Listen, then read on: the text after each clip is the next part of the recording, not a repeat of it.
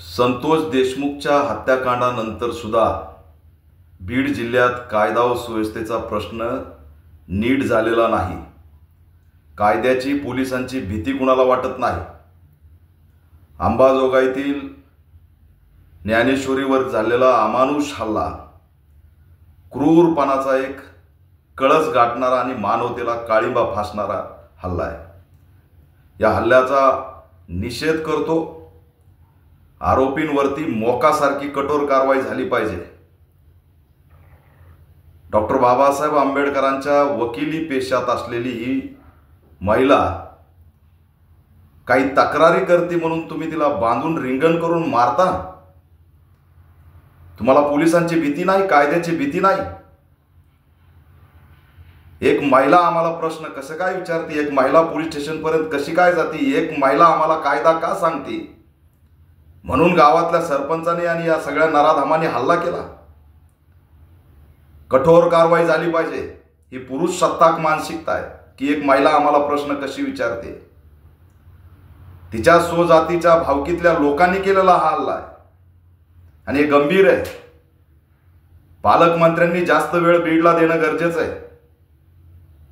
एसपींनी सुद्धा याच्यावर चिंतन केलं पाहिजे की बाबासाहेब आगेला दिवसा ढवळ्या त्या ठिकाणी कोयत्यांनी संपून टाकलं।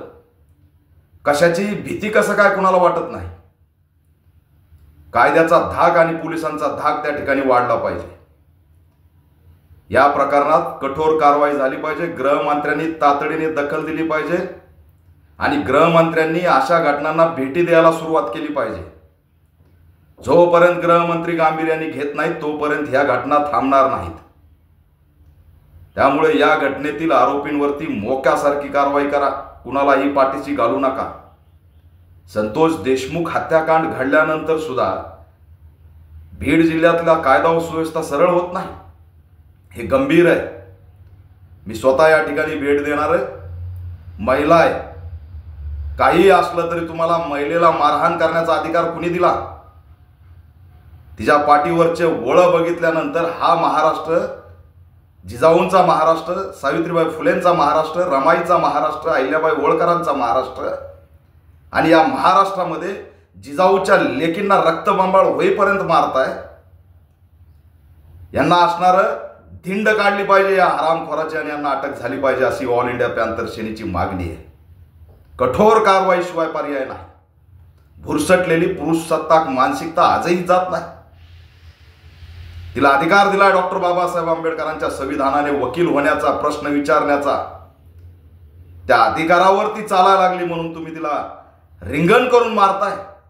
हे गंभीर आहे। गृहमंत्र्यांनी तात्काळ दखल घ्यावी आणि बीड जिल्ह्याला त्या ठिकाणी पालकमंत्र्यांनी वेळ द्यावी, अन्यथा राजीनामा द्यावा अशी सुद्धा आम्ही मागणी करतोय।